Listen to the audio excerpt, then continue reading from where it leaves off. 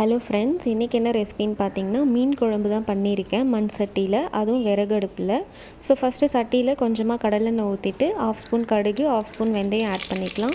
Add பண்ணிவிட்டு ஒரு கொத்து கருவேப்பிலை 15 சின்ன வெங்காயம் வந்து கட் பண்ணி ஆட் பண்ணிக்கலாம். ஸோ நல்லா ப்ரௌன் ஆகுற வரைக்கும் எண்ணெயில் நல்லா வதக்கிட்டு 5 சின்ன சைஸ் தக்காளி வந்து எடுத்திருக்கேன். ஸோ தக்காளி வந்து ஆட் பண்ணிக்கலாம். ஆட் பண்ணிவிட்டு எண்ணெயில் நல்லா வந்து வதக்கிக்கலாம். கொஞ்சோண்டு சால்ட் ஆட் பண்ணி நல்லா வதக்கிட்டு நான் அதுக்கப்புறம் பார்த்திங்கன்னா 100 கிராம் வந்து புளி எடுத்திருக்கேன். நல்லா ஊற வச்சு கரைச்சி தனியாக ஒரு கிண்ணத்தில் எடுத்து வச்சுருக்கேன் புளி.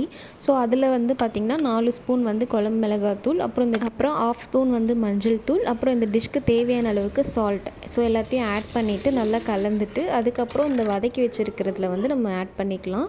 ஆட் பண்ணிவிட்டு நல்லா கொதிக்க விடலாம் ஒரு 10 மினிட்ஸ்க்கு. அப்புறம் குழம்பு நல்லா சுண்டி வரும். அந்த ஸ்டேஜில் பார்த்திங்கன்னா 4லேருந்து 5 பீஸ் வந்து மாங்காய் எடுத்திருக்கேன். ஸோ அதை வந்து ஆட் பண்ணிக்கலாம். ஆட் பண்ணிவிட்டு ஒரு 6 மினிட்ஸ்க்கு கொதிக்க விடலாம். ஸோ மாங்காய் லைட்டாக வெந்து வரும். அந்த ஸ்டேஜில் பார்த்திங்கன்னா 1 கிலோ வந்து கொடுவா மீன் வந்து எடுத்திருக்கேன். ஸோ எல்லா மீன் எல்லாத்தையுமே குழம்புல ஆட் பண்ணிவிட்டு நல்லா கொதிக்க விடலாம். ஸோ நல்லா ஒரு கொதி வந்ததுக்கப்புறம் ஆஃப் பண்ணிடலாம். ஏன்னா அதுக்கப்புறம் கொதிக்க விட்டோம்னா மீன் எல்லாமே குழஞ்சிரும். ஸோ நல்லா டேஸ்ட்டான மீன் குழம்பு வந்து இப்போ ரெடி. நல்லா சுட சாதத்துக்கு மீன் குழம்பு ஊற்றி சாப்பிட்டோன்னா நல்லா டேஸ்ட்டாக இருக்கும். ஸோ கண்டிப்பாக ட்ரை பண்ணி பாருங்கள். இந்த ரெசிபி பிடிச்சிருந்துச்சுன்னா மறக்காமல் சப்ஸ்கிரைப் பண்ணிவிடுங்க.